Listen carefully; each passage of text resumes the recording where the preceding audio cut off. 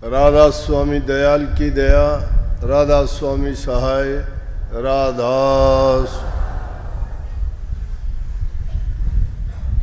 प्यारी साध संगत जियो, जितने भी आप सत्संग लाभ के लिए उपस्थित हुए हो, शांति से बैठ के सत्संग लाभ उठाएं। श्री राम का जन्म हुआ था आज के दिन। श्री राम मर्यादा पुरुषोत्तम, जिनके जीवन की एक एक घटना, जितनी भी बातें हैं, श्री राम के नाम से लेके हम उनको अपने जीवन में आज भी उतनी ही खुशी आनंद महसूस करते हैं। राम राज्य का नाम लेके ही हम कल्पना करने लगते हैं कि राम राज्य कैसा होगा। वो राम राज्य कोई और नहीं, श्री राम जब अयोध्या में शासन करते थे, राजा दशरथ के ज्येष्ठ पुत्र थे चारों में से। हिंदुस्तान का बच्चा बच्चा जानता है कि जिनका आज के दिन जन्म हुआ था तो कितनी खुशियां मनाई गई थी। राजा दशरथ की 3 रानियां थी। तीनों रानियों को किसी को कोई बच्चा नहीं हुआ था। सूर्य वंश के राजा दशरथ उस समय राज करते थे। उनके कुल गुरु वशिष्ठ मुनि जी थे।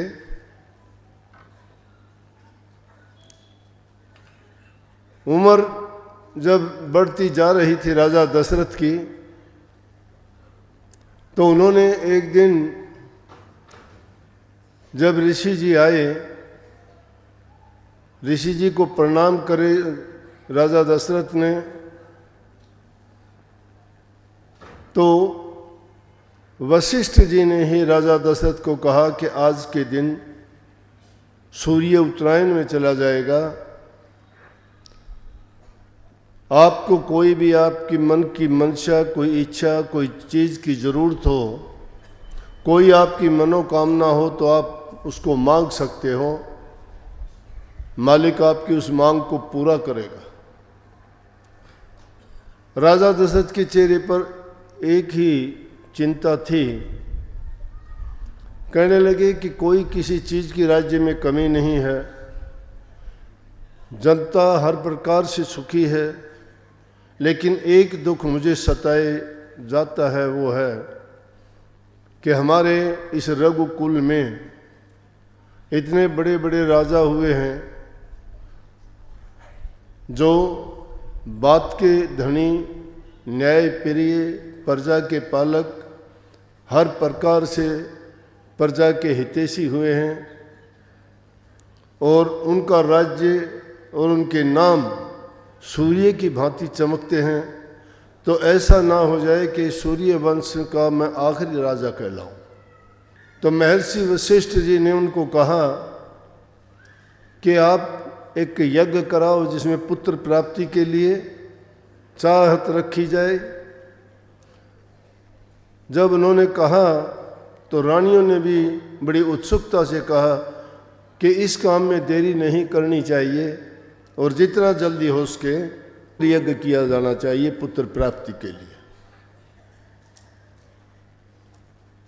राजा दशरथ ने वो यज्ञ करवाया, और उस यज्ञ के बाद में जो खीर का प्रसाद प्राप्त हुआ उस तीनों रानियों को दिया गया। उनसे उनको 4 पुत्र प्राप्त हुए, और उनमें सबसे ज्येष्ठ पुत्र श्री राम थे, जिनका जन्मदिन आज के दिन हुआ था। रामायण तो आप सब लोग सुनते हैं, लेकिन ऐसी बातों में कम ही गौर और ध्यान जाता है। मुख्यतः यही कह देते हैं कि राजा दशरथ की 3 रानियां थी, 4 पुत्र थे, वनवास चले गए, ये हुआ वो हुआ। लेकिन श्री राम ज्येष्ठ पुत्र थे, मर्यादा पुरुषोत्तम थे। चारों राजकुमारों के नाम महर्षि वशिष्ठ जी ने रखे थे, और उन नामों का महत्व था। ये नहीं कि नाम यूं ही रख दिए गए, हर नाम का बहुत गहरा मतलब निकलता है। तो श्री रामचंद्र जी मर्यादा पुरुषोत्तम थे। उन्होंने अपने जीवन में प्रजा के हित के लिए इतने कार्य किए कि हर इंसान, बच्चे से लेके बूढ़ा, जवान, स्त्री, पुरुष, सब श्री राम के दर्शन के लिए ललायित रहते थे। वो हर एक के दिल में राज करते थे। उनके दर्शन मात्र से लोग अपने आप को धन्य मानते थे। तो वो महान दिन है आज का, रामनवमी का। सत्संग होता है, भक्तों का साथ, संतों का सानिध्य, प्रभु भक्ति का गुणगान, नेक कार्य करने के लिए उनको शिक्षा, उपदेश और आदेश, बुराइयों से छूटना और जीवन में हर प्रकार से दूसरे के हित की बात सोचना, अपने स्वार्थ के लिए किसी का बुरा नहीं करना। सत्संग ये बातें सिखाता है। जो इन बातों को मान लेता है उसका जीवन सफल हो जाता है। ये गुण प्रभु के हैं। जो इन गुणों को अपना लेता है वो प्रभु की भक्ति कर सकता है। ये तुम नाम नाम पुकारते हो न, जगह जगह लोग कहते हैं नाम ले लो, ये ले लो, मैं गुरु हूँ, ये हूँ। अरे गुरुवाई का ढिंडोरा तो पीटते हो, गुरुवाई वाले काम है क्या? जो इंसान की दृष्टि से उसको नहीं देखता है, बुराइयों में जो लिप्त है, दूसरों की निंदा करता है, मन में छल कपट बेईमानी रखता है, तो उसके हृदय में प्रभु का नाम कैसे आ सकता है? उसका गुणगान कहाँ से करेगा वो? उसके हृदय में जिन चीज़ों का भंडार भरा हुआ है उसमें तो वही चीज़ें निकलेंगी जब भी उसको समय मिलेगा। इसलिए संतों का सानिध्य जितना ज़्यादा करता चला जाएगा, क्योंकि जिस प्रकार से कोई चीज़ या कोई भी बर्तन, कोई भी आपका वस्त्र मैला हो जाए, कोई भी आपका औजार किसी पर जंग लग जाए, उसको एक बार साफ करने से नहीं होता, बार बार उसको बहुत अच्छी तरह से रगड़ते हैं। और रगड़ने के बाद जब उसका जंग उतर जाती है तो उसकी चमक निकलती है। हमारे अंदर जो रूह वास करती है, ये रूह बहुत ही पाक, पवित्र और साफ थी। क्योंकि सुनते आए हो ना, आत्मा सो परमात्मा, ये आत्मा परमात्मा का ही अंग थी। इसमें भी वही गुण थे। लेकिन ये ज्यों ही जुदा हुई, इस काल और माया देश में आई, इस पे कर्म के पर्दे चढ़ते चले गए। ये जैसे जैसे कर्म करती गई वैसे ही इस पर वो पर्दे चढ़ने के कारण वो मलिनता आगे जो वास्तविकता थी वो इसकी चली गई, छिप गई। तो अब क्या होता है कि एक चीज़ जब अपने वास्तविक घर से बिछड़ जाती है तो कभी सुखी नहीं रह सकती। इसलिए प्रभु के चरणों में वास करने वाली रूह जब इस काल देश में आ गई तो बेचारी तड़पती है कि कैसे जाऊं, कैसे पहुंचूं, मुझे वो सुख कैसे मिले, वो शांति का घर दोबारा से मैं कैसे प्राप्त करूं। इसको भेद नहीं है। क्यों नहीं है? कि उसका कारण था। दुनिया में हम आए नहीं, हमें लाया गया है। किस लिए लाया गया? कि प्रभु के हुक्म से आए हम। उन्होंने हुक्म क्यों दिया हमें ही आने का? और रूहें नहीं थी क्या? बहुत थी उनके पास, भंडार में। लेकिन ये कृपा हम पर ही क्यों हुई कि इस काल और माया देश में फंसा दिया? हमने तो हुक्म की तालीम करनी थी। जब काल पुरुष ने भक्ति की, सत्पुरुष की, वो उससे प्रसन्न हुए तो उन्होंने कहा कि बताओ क्या चाहिए। उन्होंने 3 लोक का राज दे दिया। जब यहाँ आके देखते हैं यहाँ कुछ भी नहीं है, क्या करे 3 लोक के राज में। दोबारा से भक्ति करी, 74 चौकड़ी युग, और दोबारा से भक्ति की तो फिर कहने लगे अब क्या बात है। कहानियां, कथा आप सुनते हो, ऋषियों ने, मुनियों ने, महात्माओं ने देवताओं की पूजा अर्चना करके शक्तियां प्राप्त की। जो जिसकी पूजा करता है उसको प्रसन्न कर लेता है, जो उसके पास दात बख्शने की होती है उसको बख्श देते हैं।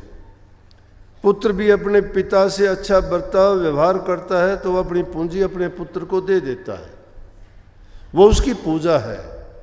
जो माँ बाप की सेवा करता है, उनसे अच्छा बर्ताव करता है और उनसे प्यार से मिलता है, मीठी बातें करता है, उनकी संभाल करता है, तो जो उस माँ बाप के पास होता है सभी उन्हीं को तो सौंप देते हैं वो। और जो ऐसा नहीं, वो है क्या, पुत्र पूजा करता है, वही पूजा है। वही पूजा तुम देवताओं की करो, ऋषियों मुनियों की करो, संत महात्माओं की करो, तो उनके पास भी जो शक्ति है वो आपको दे देंगे। क्यों जाके चरणों में मत्था झुकाते हैं, क्यों हम मन्नत मांगते हैं। अरे जिंदा मूर्तियों की तो बात छोड़ो, हम तो पत्थर की मूर्तियों से भी मांगते हैं, हम तो पानी और पेड़ों से भी जाके मांगते हैं। जिनकी जबान नहीं है, मूक हैं, वो कुछ कहते भी नहीं हैं। जीवधारी निर्जीव के आगे जाके मत्था रगड़ते हैं और उनसे मन्नत मांगते हैं, और फिर कहते हो हमें मिली भी। कहाँ से मिली? तुम्हारी आस्था से मिली, तुम्हारी मानसिक शक्ति से मिली, तुम्हारी आत्मिक जो जागृति पैदा हुई उससे प्राप्त हुई। वो तुम्हारे मन और ख्यालात की एकाग्रता से हुई। तुमने अपनी मानसिक और आत्मिक शक्ति को जब एकाग्र किया और अपनी शक्ति को उनके चरणों में लगा दिया, चाहे वो पत्थर की मूर्त थी, चाहे वो पेड़ था, चाहे वो पानी था, चाहे वो तीर्थ था, चाहे यज्ञ हवन था, जो भी पूजा अर्चना थी तुमने की, उसके बदले में अपने मन से ही मन्नत मांगी और तुम्हारे मन की शक्ति ने वो प्रदान की। लेकिन जिंदा मूर्त जो तुम्हारे दुख दर्द, तुम्हारी पीड़ा को समझते हैं, तुम्हारी भाषा बोलते हैं, उनसे जाके मांग करोगे तो क्या तुम्हारी नहीं सुनी जाएगी? और तुम्हारे पास भी वही जबान है, उसी जबान से अगर तुम बर्ताव खराब करोगे, तुम्हारे पास तुम्हारा शरीर है, उससे कोई गलत कर्म करोगे तो तुम उस गलत कर्म, गलत वाणी और गलत सोच के कारण तुम्हारा परिणाम अच्छा होगा कि बुरा होगा? परिणाम उस कर्म का बुरा ही होगा, अच्छा नहीं हो सकता। अच्छा करने से अच्छा होगा, बुरा करने से बुरा होगा। कोई तंत्र विद्या करता है, कोई बुद्धि ज्ञान योग करता है, कोई तप योग करता है, कोई हठ योग करता है, कोई यज्ञ हवन पूजा पाठ करता है, तरीके अलग हैं और उनसे वो शक्तियां हासिल होती हैं। आपको भी वो तरीका दिया गया है, आपको भी बताया गया। वो आलोचक लोग तो कुछ भी कह सकते हैं, जिन्होंने कभी कुछ आजमाया नहीं, कभी करने की उनमें सोची भी नहीं, ना उनकी सामर्थ्य है। क्यों नहीं है सामर्थ्य? जिनके विचार गंदे, जिनके कर्म गंदे, जिनकी जबान गंदी, जिनका जीवन ही बुराइयों से भरा पड़ा है, वो कहाँ से क्या करेगा? जिसका मन चंचल है वो तो इस तरह से सोचो कि जिस प्रकार से कोई दलदल के बीच में फंस के आकाश में उड़ने की विचार रखता हो, दलदल से ही नहीं निकलता, उड़ना क्या, चलना भी उसके लिए मुनासिब नहीं है, चल भी नहीं सकता।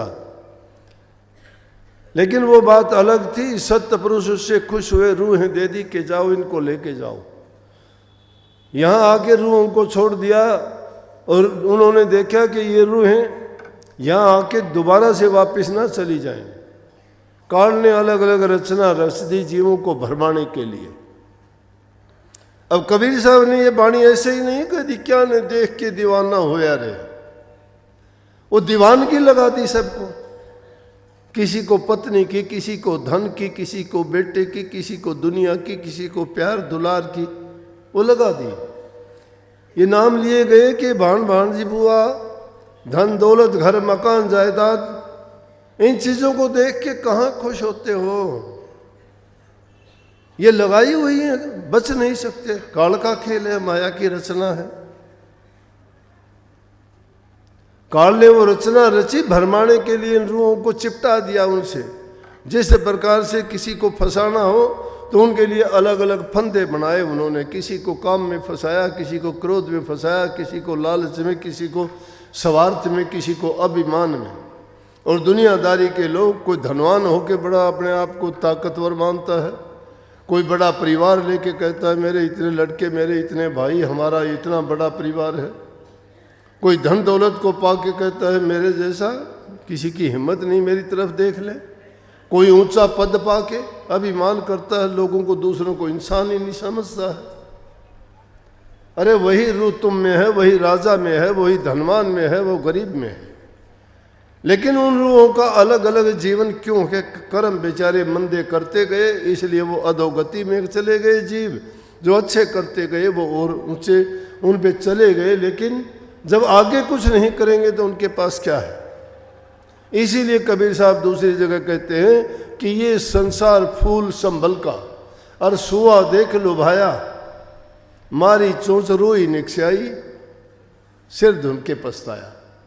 एक संभल का पेड़ होता है, उसमें बड़ा सुंदर फूल खिलता है, देखने में बड़ा सुंदर लगता है।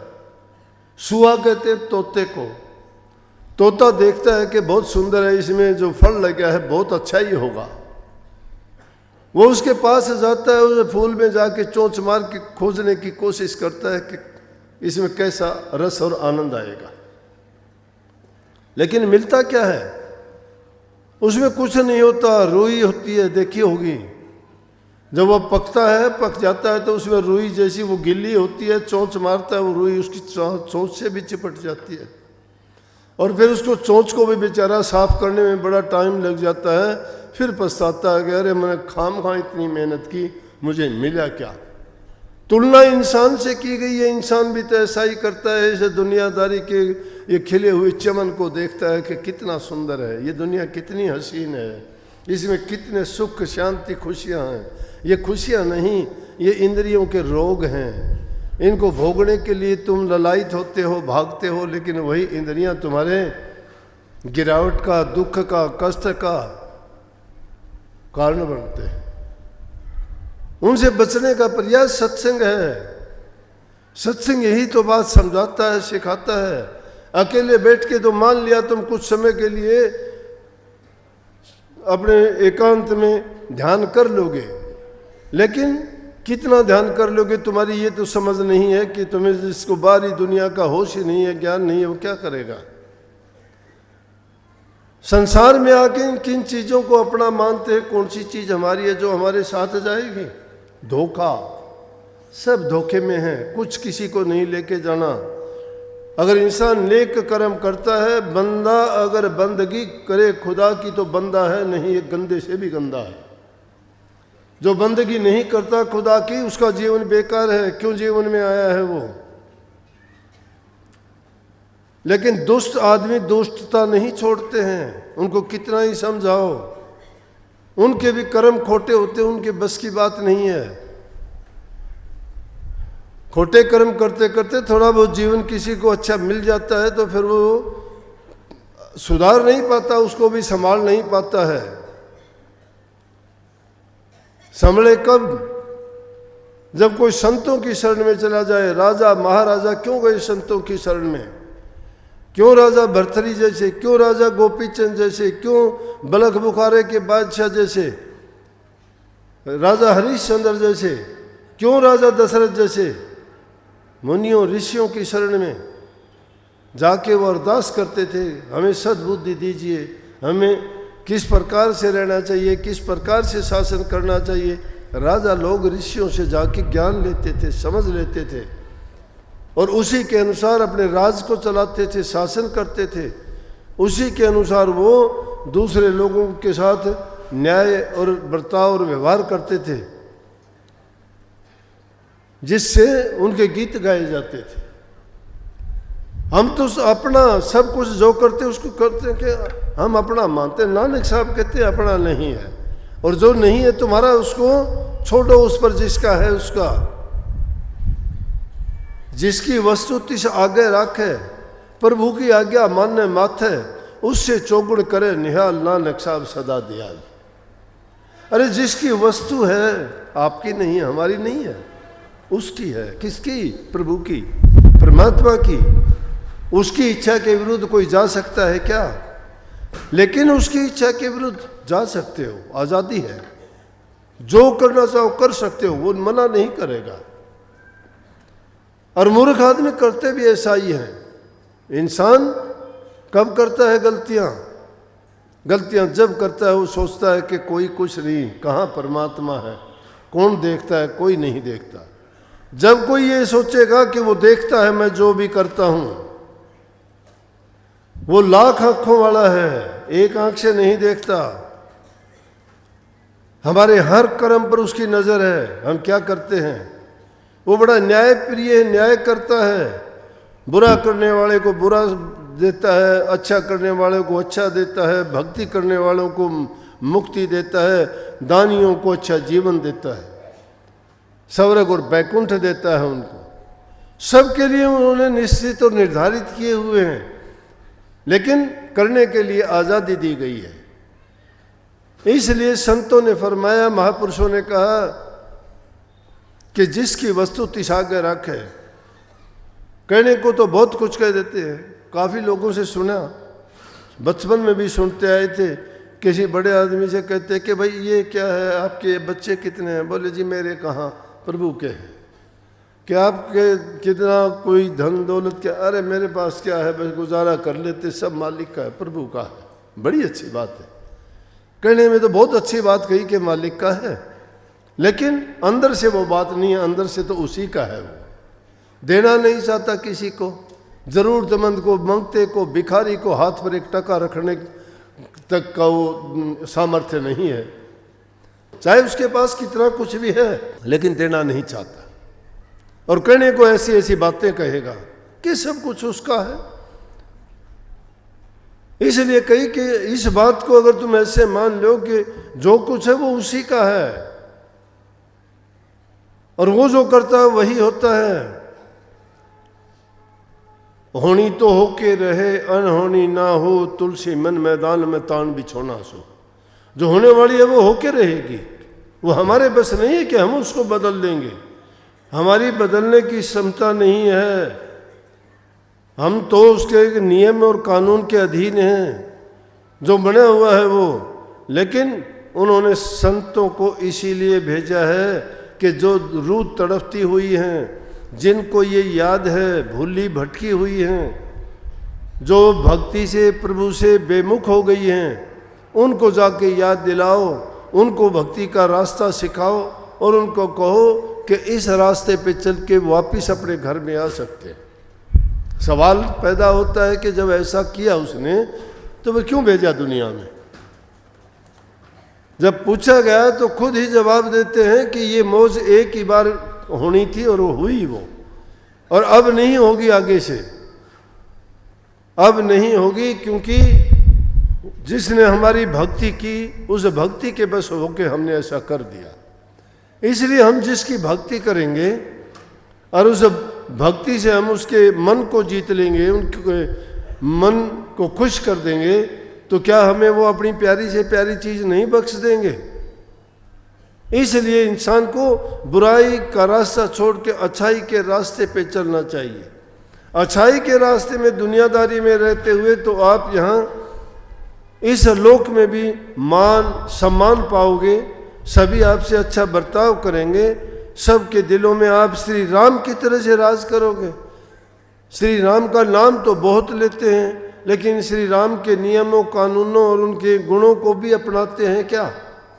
जिनके नाम लेते हैं उनको गुणों को भी अपनाने का अगर हम प्रयास करें तो हमारा जीवन भी उसी प्रकार से हो सकता है। राम तो सबके नाम के लिए राम लगा हुआ, आधे राम तो हैं सारे, किसी का भी नाम लोगे, कितने नाम हैं जिनके नाम के पीछे राम लगे, लेकिन काम उनके राम वाले हैं क्या? काम शैतान वाले हैं।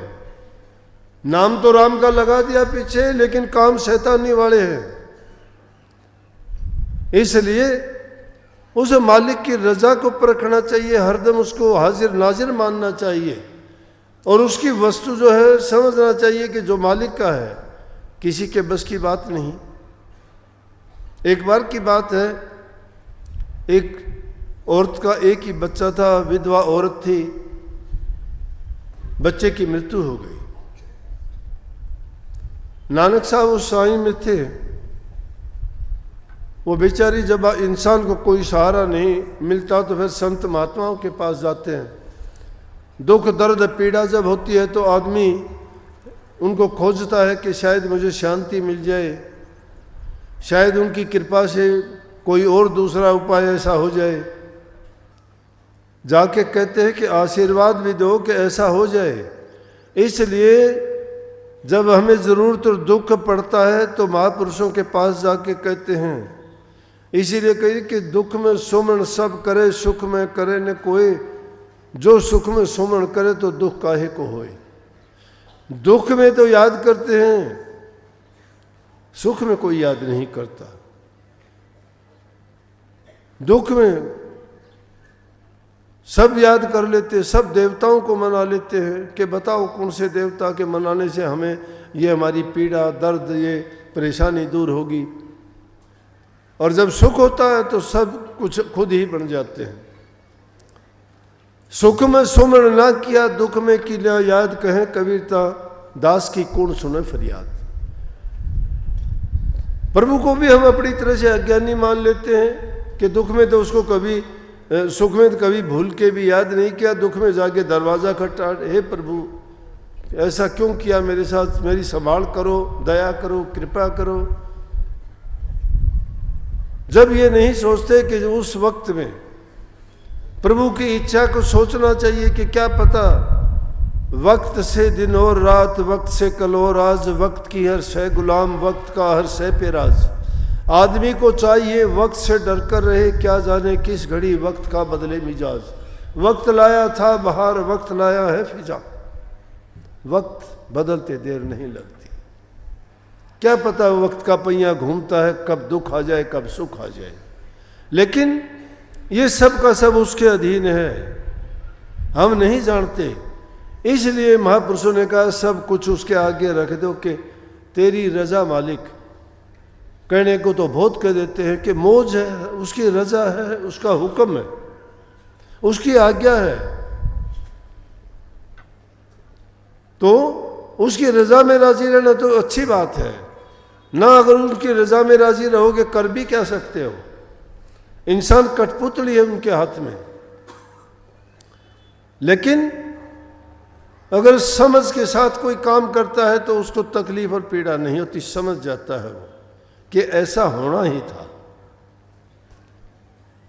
या सोचता है कि ये मेरा किसी न किसी जन्म के कर्म का फल है, मुझे भोगना ही था। और रही कर्म की तहरीर तो ऐसी है, कोई बच नहीं पाया, श्री राम भी नहीं बच पाए।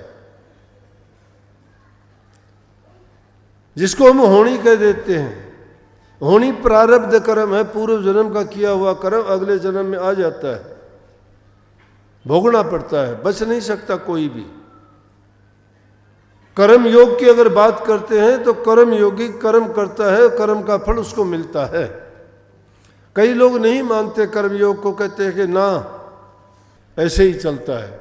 ये ऐसे नहीं चलता। कर्म जो करता है प्रकृति का नियम है। अगर तुम थोड़ी सी भी हरकत यहाँ होती है तो पूरे ब्रह्मांड में हलचल होती है उसकी, सब प्रभावित होते हैं उससे, कुछ नहीं बचता, एक छोर से दूसरे छोर तक पहुंच जाती है। तो कहा है कि प्रभु की आज्ञा मानना माथे, वो कभी किसी की कमी नहीं करता। तुम अगर एक चीज करते हो हजारों चीज उसके बदले में देता है, ये नियम है उसका। कहते उससे चौगुण करे निहाल, नानक साहब सदा दयाल। वो दयालु हैं, कृपालु हैं, वो हितकारी हैं, वो सबको सुखदायक हैं। किसी को दुख देने के लिए नहीं, किसी को पीड़ा देने के लिए नहीं, उनकी पीड़ा दुख इनको दूर करने के लिए है। लेकिन अगर हम सच्चे मन से उनको याद करें, उनको हाजिर नाजिर रखें, और वो हाजिर नाजिर रखने का तरीका क्या है कि दुनियादारी के काम जब तक करते हैं तो हम अपनी ईमानदारी सच्चाई से करें। वो काम ठीक करते रहें तो हमारी दुनियादारी सुखी रहेगी, घर गृहस्थी सुखी रहेगी, हमें मानसिक शांति रहेगी। प्रथम चीज है कि इंसान का व्यक्तिगत जीवन सुखी होना चाहिए। जिस इंसान का जीवन ही दुखी है उसके लिए सारी चीजें मिथ्या है। दूसरी चीज है घर में सुख शांति होनी चाहिए। तीसरी चीज कि वो अपना काम करके कमा के खाने वाले होने चाहिए, उनकी आवश्यकताएं पूरी होनी चाहिए, जीवन के लिए जरूरी है। और ये सारे काम करने के बाद में, पहले नहीं कहता मैं कि उस प्रभु के नाम के लिए उनको जरूर समय निकालना चाहिए। जिनके मन में शांति है, घर में सुख शांति है, समृद्धि खुशहाली है, तो उस घर में तो मैं कहता हूं देवताओं का वास होता है। जिन घरों में झगड़ा होता है, पति पत्नी की आपस में लड़ाई होती है, एक दूसरे को मंदा बुरा बोलते हैं, उस घर के बच्चे भी बर्बाद और रास्ते से भटक जाते हैं, नशे विकारों में पड़ जाते हैं, आपसी द्वेष ईर्ष्याओं में, गलत संगति में पड़ के चोरी डकैती और दूसरी हिंसक कामों में वो लग जाते हैं। क्योंकि जिसके घर में कोई संभालने वाला नहीं, उनको अच्छी शिक्षा कोई देने वाला नहीं, पति पत्नी उनके माँ बाप के आपसी कोई आपस का प्यार नहीं, वो बच्चों को क्या शिक्षा देंगे, क्या संस्कार देंगे, कैसे उनकी संतान उनसे सीख के और अपने जीवन में क्या करेगी। जो उसको मिला है अपने परिवार से वैसा ही तो करेगी। इसलिए हमारा परम करते हुए पहला काम तो ये बनता है, जो इन कामों को ही नहीं निभाता तो प्रभु की भक्ति तुम चाहे कितनी रात दिन बैठे रहो, देता रहे 1000 वर्ष मुल्ला चाहे अजान, रविदास प्यारा नाम इसकर जब लग मन शैतान। मन जब शैतान है तुम्हारा, विचार तुम्हारे अच्छे नहीं, शैतानी भरी पड़ी है। एक मुल्ला मस्जिद में जाके तो बांग तो बड़ी ऊंची ऊंची देता है, अजान पढ़ता है, वो उस अजान के पढ़ने से क्या है जब उसकी मन की शैतानी खत्म नहीं हुई। मन तो खुद ही शैतान क्यों कहा गया कि नई नई बातें उठा लेता है, लेकिन कैसी उठाएगा? जिसमें जो बीज डालोगे वही तो उठाएगा। उस मन को तुमने दिया क्या है? इसलिए अच्छी संगति और संतों की संगत सोबत तो डाकुओं को भी, ठगों को भी, लुटेरों को भी, उनको भी महात्मा बढ़ा देती है। जिलानी साहब की कहानी नहीं सुनी? एक महात्मा थे जिलानी साहब, उनके पास किसी दूसरे एक शहर से लोग आके कहते जी हमारे मठ के लिए या हमारे मंदिर के लिए हमें भी कोई पीर दीजिए। कई बार आए वो कोई पीर देना, और देवयोग से उस दिन भी कुछ आए हुए थे, और उनके पास एक घोड़ा था बहुत अच्छा।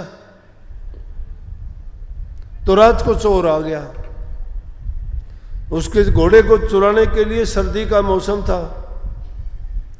अब घोड़े को चुराने के लिए आया तो घोड़े के पैर बांध रखे थे।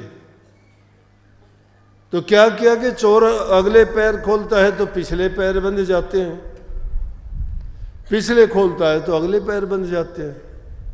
अब सर्दी का मौसम, ठिठुर की उंगलियां खुलना भी रह गया।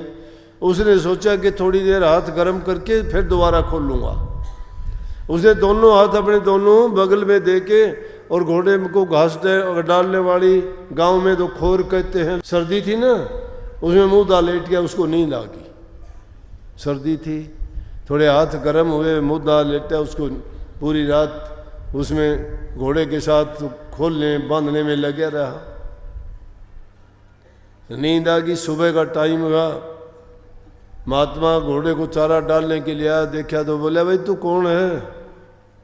अब वो भी बेचारा सच्चा था, खड़ा होया, बोला जी चोर हूँ। बोला चोर है? क्या करने आया था? बोला घोड़ा खोलने के लिए आया था जी, घोड़ा खुला ही नहीं। क्या हुआ? कोई नहीं। उसको बोला आजा बैठ जा। वो आए हुए थे, उनसे कहने लगे अच्छा भाई, रात को एक आदमी आया था, उसको नुआ धुआ के नए कपड़े पहना के लाओ, और ये उस गांव वाले आए हैं उनको दे दो, ये पीर है वहां का। 2 मिनट नहीं लगी। बोले कि ये क्या चोर भी सोचता है मैं चोर, मैं किस चीज का पीर? अरे जब सतगुरु के मालिक की जब कृपा होती है तो वो तो राई से पर्वत कर देंगे, वो भिखारी को राजगद्दी दे देंगे, वो अरंड का चंदन बना देंगे। काग को हंस से यूं ही तो बनाते हैं। क्यों गीत गाते हो गुरु मेहर करे तो कागों से हंस बना दे? एक बार लाइन बोलूंगा, सारे बोलोगे बड़े जोर से, लेकिन एक आधा हंस बना दिखाई तो कौन दिया मेरे को? मेरे बोलने से पहले ही बोलना शुरू कर देंगे, काँव काँव काँव। आवाज वही है, नाम तो कोयल का लेते हो। मन में सुधार नहीं करते, अपनाते नहीं गुणों को, एक दूसरे की और उनकी बुराइयों को देख के बुरा बनने का प्रयास करते हो। क्या मिलेगा? अरे बुरा जो करता है उसको छोड़ दीजिए ना। पेड़ के पत्ते पीले होने के बाद अपने आप में गिर जाते हैं, पकड़ने के बाद उसको कोई तोड़ता है क्या? पकड़ दो उसको, गिर जाएंगे अपने आप। उन चीजों की ओर क्यों ख्याल करते हो? तुम अपने विचार गंदे क्यों करते हो? 2 ही मित्र होते हैं आदमी के सच्चे मित्र, एक दर्पण और दूसरा परछाई। कभी साथ नहीं छोड़ते। दर्पण तो सच्चा है, जैसे हो वैसा चेहरा दिखा होगा तुम्हारा, चाहे बांगा टेढ़ा मुंह करके कितनी बार देख लियो, वो सा का वैसा मिलेगा।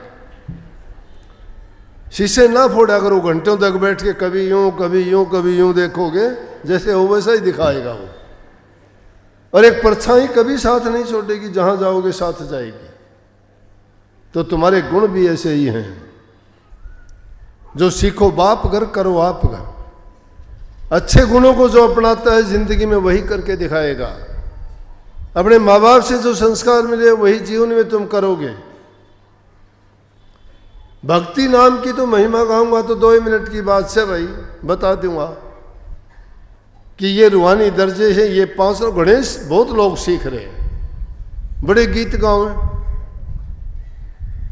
बड़ा शब्द का नाम लेंगे, बड़ी धुन समझाएंगे, बड़े उनके रूहानी दर्जे बताओगे सबके सब। कोई अनंतनाथ का नाम लेगा। अरे करना क्या है? करके देखा, आजमा के देखा कभी? खोजी सच्चे बन के चलोगे ना, सब कुछ है। सकल पदार्थ है जगमा ही, कर्म ही नर पावत नहीं। कर्म से हीन हो, कर्म करते नहीं हो। कर्महीन वो होता है जो कर्म नहीं करता। जो कर्म करता है उसका फल मिलेगा उसको। कर्म करो, अच्छा करो, नेक कर्म करोगे उसका आपको अच्छा मीठा परिणाम मिलेगा। और नाम का तो क्या परिणाम है? नाम तो अगर आपने नाम की कमाई की है, शांति मिल जाएगी, संतोष हो जाएगा, दुख दर्द पीड़ा की चिंता परवाह नहीं है। प्रभु की इच्छा, उसकी रजा को समझ जाओगे कि ऐसा होना ही था। अगर वो होने वाली चीज का इलाज होता तो हमारे से पहले तो बड़े बुद्धिमान थे, बड़े चतुर थे, बड़े ज्ञानवान थे, वो इलाज कर लेंगे। होनी कहते प्रारब्ध नू इसनू नहीं मिटांदे क्यों? दारू होंदा होनी दा तो रामचंद्र बन जांदे क्यों? सीता सतवंती नू फड़ के चोरी रख पकड़ ले जांदे क्यों? कोई इलाज होंदा कर लेंदे, इतने दुखड़े सहांदे क्यों? बड़ा सियाणा राज युधिष्ठिर जुआ दुष्ट खिलांदे क्यों? राजा नल रानी दमयंती बन बन धक्के खांदे क्यों? पानी भरन गया था श्रवण दशरथ तीर चलांदे क्यों? ये घटनाएं क्यों हुई? क्यों हुई ये? इनका इलाज नहीं था, होनी थी ये। होनी किसने की थी? उनका कर्म था ये, उनके पिछले जन्म के प्रारब्ध कर्म थे, उनका परिणाम था ये।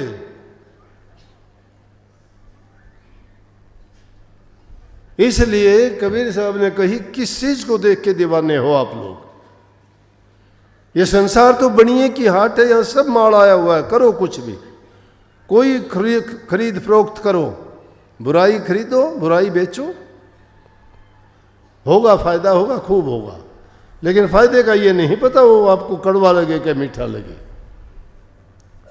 जो जैसा सौदा करता है, ये संसार में ऐसे व्यापारी बन के आए हो आप। किसी ने तो काला नमक भर लिया है और किसी ने यहाँ लौंग सुपारी इलायची महंगी महंगी चीजें भर ली हैं। लौंग सुपारी इलायची है प्रभु का नाम और भक्ति। जिन्होंने भक्ति रूपी अपने व्यापार शुरू कर दिया है उनको बड़ी कीमत मिलेगी, और जिन्होंने नमक मिला है उसका तो क्या है, केवल तो आधा पर्दा रास्ते में ही खत्म हो जाएगा, और नहीं तो उसका बटना कुछ भी नहीं है, कुछ नहीं मिलना।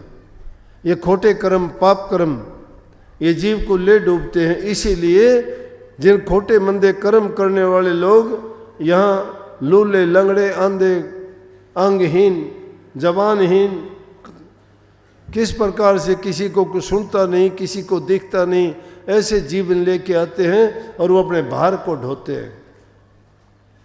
नेक कर्म करके आए थे खुदा के बंदे, नेक इंसान हो आप, हर चीज से संपन्न हो। प्रभु ने आपको बड़े बड़े तोहफों से नवाजा है, हर प्रकार से आपको कितना सुंदर शरीर दिया है, और उसके बावजूद हम उस प्रभु के एहसान को भूल जाते हैं।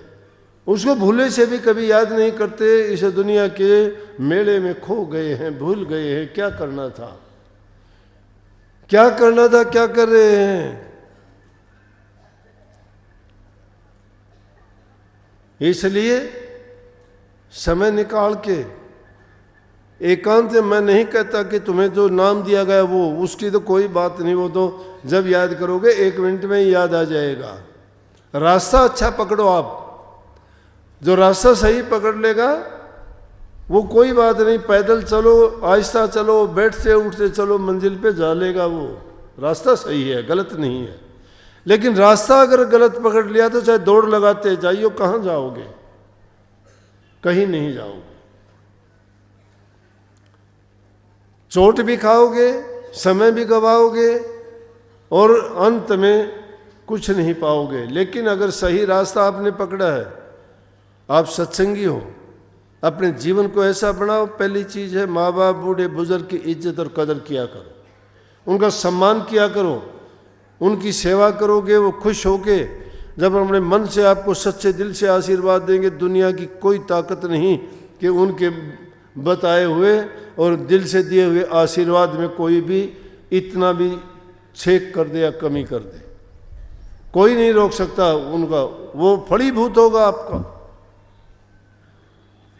बूढ़े बुजुर्ग, दीन गरीब की सेवा करो, तन से, मन से, धन से, तुम्हारी सामर्थ्य उसी से करो। जबान से सबके साथ अच्छा बर्ताव करो, मीठा बोलो। किसी को कुछ नहीं दे सकते, ना दो, देने लेने से कुछ नहीं होता। कोई वस्तु दोगे, आज दे दी कल को खत्म हो जाएगी, क्या एहसान है उसका। वस्त्र दे दिया कल को फट जाएगा, धन दे दिया कल को मुक जाएगा किसी चीज में। लेकिन अगर किसी को मीठा वचन दे दिया कभी खत्म नहीं होगा, हमेशा याद रखेगा कि उस वक्त में उस इंसान ने मुझे ये कहा था। लेकिन अगर बुरा वचन कह दिया तो वो भी खड़ा रहेगा हमेशा के लिए। घाव भर जाता है, बुरा वचन, खोटा वचन कहा हुआ वो कभी खत्म नहीं होता। किसी को बुरा बोल के अपनी जबान को भी गंदा करते हो, उसको पीड़ा भी देते हो, और एक मंदा कर्म का परिणाम भी बना लेते हो, भोगना पड़ेगा। संगति अच्छे इंसानों की करो, दुष्ट आदमी की तो दृष्टि से भी बचो। इसलिए महापुरुषों के दर्शन करने कहते क्यों आए? दर्शन करने। अरे जिसके दर्शन करोगे उसके गुण तुम में उतर जाएंगे। मिठाई को देखते ही तुम्हारा मन मीठा होता है, खाने को मन करता है। सुंदर बगीचे और फूलों को देख के तुम्हारा मस्तिष्क और तुम्हारा दिमाग महक उठता है। अच्छी और मधुर वाणी सुनने से तुम्हारे कानों में, तुम्हारे हृदय में अजीब प्रकार का एक उल्लास और खुशी होती है। इसलिए महापुरुषों के दर्शन करने से, नेक इंसानों के दर्शन करने से तुम्हें शांति मिलेगी। उनका संग करने से उनके गुण तुम में आएंगे। बिना माने भी, कुछ भी तुम मानना नहीं, लेकिन लगातार तुम उनका संग करते रहोगे ना। एक लोहे का टुकड़ा होता है, उसमें गुण नहीं है किसी प्रकार का, लेकिन एक चुंबक दूसरी ले आके उसे को अगर उससे रगड़ते हैं ना, उस पर कई बार रगड़ेंगे तो वो चुंबक का गुण लोहे में छोड़ देगा। तो थोड़ी देर के बाद में वो लोहे का टुकड़ा भी दूसरे लोहे के टुकड़ों को अपनी ओर खींचना शुरू कर देगा। कहाँ से ताकत आ गई? वो आ गई उसके छू जाने से, बार बार उसका संग करने से।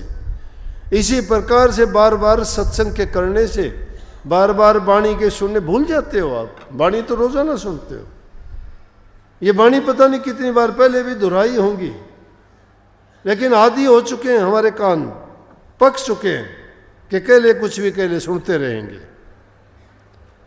सुनते रहते हैं, पक चुके कान सुनते सुनते, लेकिन करने के लिए हिम्मत नहीं जुटाते। मन में ये कभी सोचते ही नहीं हम ऐसा करें भी।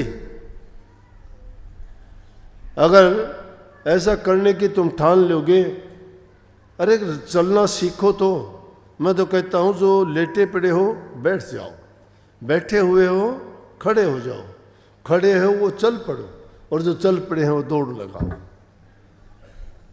जीवन बड़ा छोटा है, लंबा नहीं है, देखते ही देखते गुजर जाएगा समय। जैसे अब गुजर गया, थोड़ी देर हुई बोलते हुए घंटा होने को हो गया। ये आज का दिन, ये घड़ी फिर दोबारा मुड़ के नहीं आनी। कितने ही हमारे से पहले है संसार में आए हैं गए हैं। इसलिए संतों ने कही कि राम नाम पूंजी पल्ले बांध के जो ले जाओगे वो तुम्हारी अनजान यात्रा है।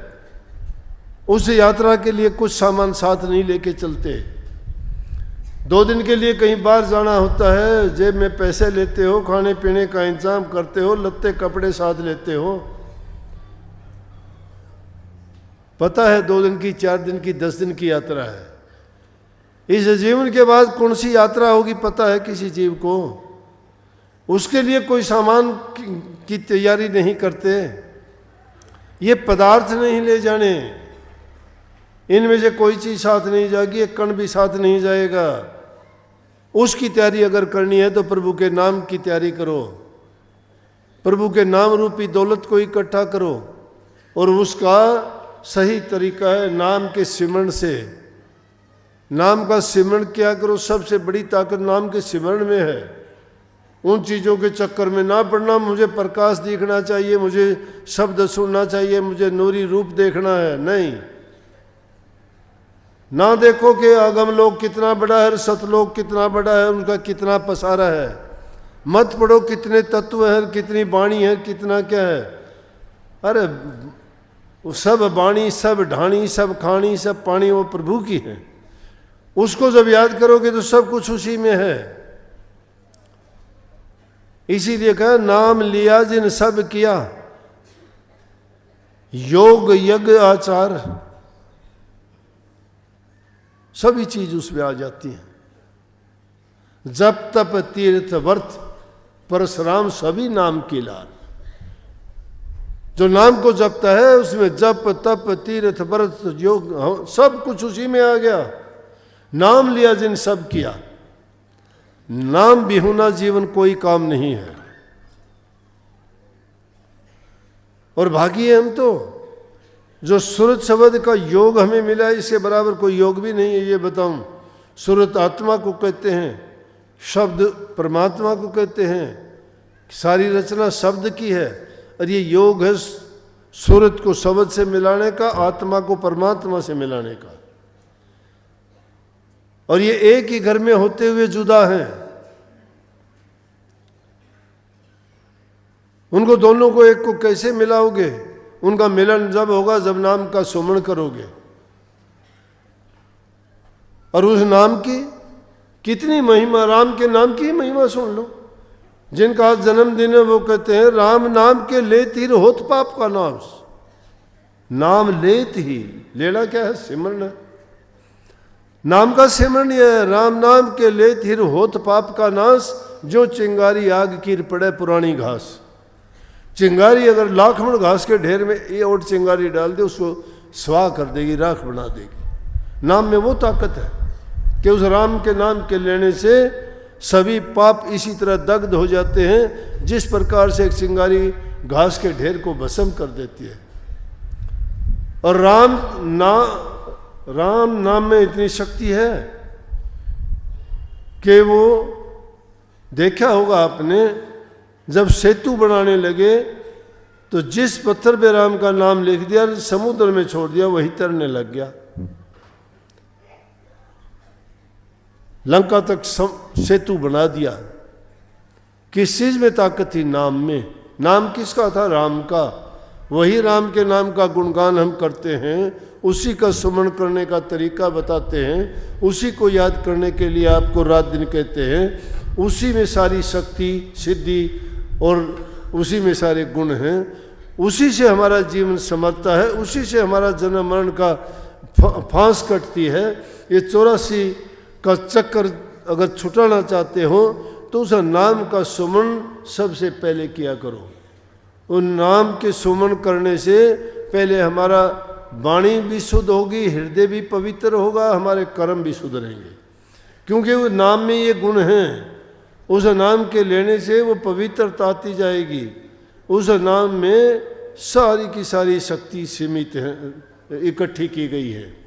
इसलिए भाई जितने भी काम दुनियादारी के करते हो करो, वो भी सच्चाई के साथ करो, वो भी सच्ची भक्ति है। बताऊं आपको, जिन्होंने जो काम किए, जितने भी संत महात्मा जिस समाज में पैदा हुए, उन्होंने अपना काम नहीं छोड़ा, वही काम किया।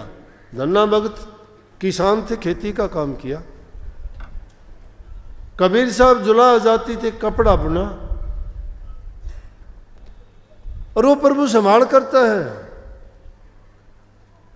कमाली की शादी करनी थी, क्या था कबीर साहब के पास? जुला जाती से कपड़ा बुनता, कपड़ा बुन के 2 टाइम की रोटी नहीं होती। सत्संग करता, संगत आती, उनको प्रसाद देने के लिए उसके पास नहीं होता था। दुखी होके फेंक दी उन्होंने भी माड़ा। प्रभु परीक्षा भी लेता है भक्तों की, लेकिन जिसकी आस्था दृढ़ होती है वो कभी टूटने नहीं देता। प्रभु भी उनकी आस्थाओं में कमी नहीं आने देता। उसके बनके तो देखो, हम बनते नहीं अपने माँ बाप के भी, गुरु के कहाँ से बनेंगे? जो माँ बाप का नहीं बना, गुरु का कैसे बन जाएगा? जो गुरु का नहीं बना, परमात्मा का कैसे बन जाएगा? कमाली की शादी थी,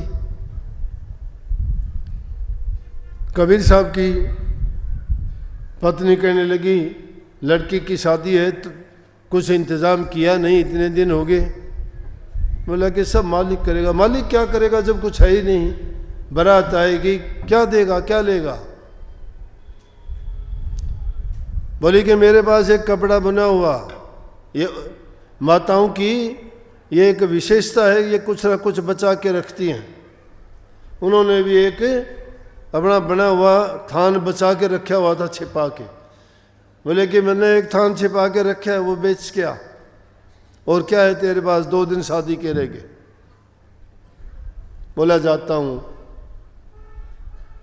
लेके गया, बाजार में जाता है, रास्ते में एक साधु मिल गया, नंगा बदन देख के। अब महात्माओं की तो अजीब बात होती है, प्रभु की भी उससे अजीब बात होती है। वो ऐसे वक्त में भी और ज़्यादा कड़ी परीक्षा लेते हैं। एक बूढ़ा फकीर का भेष बना के आके सामने खड़ा हो गया कि मैं तो सर्दी से ठिठुरता हूँ। कबीर साहब कहने लगे, थान है मेरे पास, ले तेरा एक कुर्ते का कपड़ा इसमें से पाड़ ले। बोले इससे मेरे एक से क्या होगा, ठंडी का मौसम है नीचे। बोला तो दोनों चीज़ का ले। बोला फिर सिर पे ओढ़ने बांधने का भी चाहिए, तो कितना चाहिए? बोले पूरे थान में काम चल सकता है मेरा। बोला ले ले। शादी के लिए दे के भेजा था, दे दिया किसको? नानक साहब की तरह से सच्चा सौदा कर दिया। फकीर को देके सोचता है क्या करूं, कहाँ जाऊं, अब घर जाके क्या जवाब दूंगा? शादी के 2 दिन रह गए। बोला देखी जाएगी जो होगी। घर गया ही नहीं, घर नहीं गया, लेकिन असली घर में जाके उसने कुंडी खड़का दी, गंगा जी के किनारे जाके और अपने समाधि में लीन हो गया। समाधि में बैठ गया। मालिक ने ऐसी कृपा की, पीछे से बड़े सारे लत्ता कपड़ा सामान खाना पीना सब लेके गाड़ी भर के आगे। सामान देख के पूछने लगी कि ये सामान, बोला कि कबीर साहब बोले मुझे तो अभी काम है और सामान घर पहुंचा दो। सामान के बाद में खुद कबीर साहब प्रकट हो गए। जितने बाराती आए सबको पैसे भी बांटते हैं, भोजन भी सबको कराते हैं, खुद पत्तल उठाते हैं, खुद उनको भोजन। सारे देख के हैरान। जब वो पूरा काम हो लिया तो लोग कहते हैं ज़्यादा, बोले भाई धन्य कबीर, शादी करे तो ऐसी करे, इसके पास था कुछ भी नहीं, 2 दिन पहले इसने क्या कर दिया। अब घर वाले खुश, घर वालों को तो वो कबीर घूमता हुआ दिखाई दे। बोले चलो शादी के बाद पूछेंगे इसने क्या किया। हम इसके बाद स्थान में तो ऐसा हो नहीं सकता, किसी को ये कर्जा लेके आया है, कर्जा कैसे उतारेगा, लेकिन बाद में पूछेंगे इससे। जब देखा सारा काम करने के बाद सारे इधर उधर हुए तो कबीर साहब के बारे में तो पता, कबीर साहब तो है ही नहीं वहाँ कहीं भी। ढूंढा, जाके देखे तो गंगा जी के किनारे बैठे, वहाँ से पकड़ के लेके आए। बोला क्या बात है। बोला कि शादी बहुत अच्छी हुई, तू यहाँ आके बैठ गया शादी करके, और भी तो हिसाब किताब करने थे किसी के। बोला शादी, मैं शादी में था ही नहीं। या शादी किसकी। बोला कमाली की शादी थी। बोला मैं तो था ही नहीं वहाँ। बोला क्यों, देश ने देखा है, क्यों किस बात के झूठ बोलता है।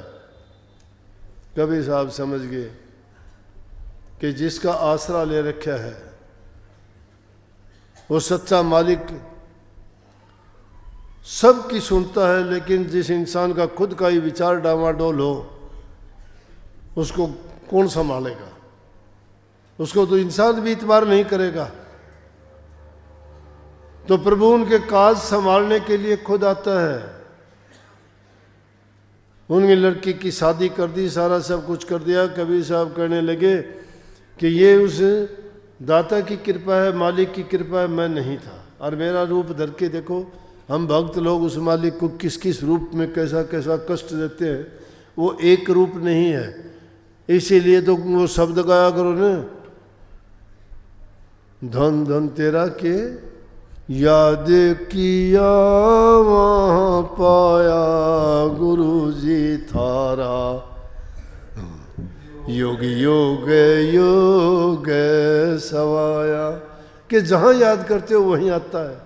लेकिन याद नहीं से कि यूँ तो कदे भूले थे भी याद को नहीं करो। और एक दिन जब आफत आके टूट के पड़े, हे मालिक, हे दाता, हे कृपा, हे तेने देख कबीर का यो करा, नानक का यो करा, कमाली का ये किया, मेरा भी करा, कि फिर कैसे करेगा वो।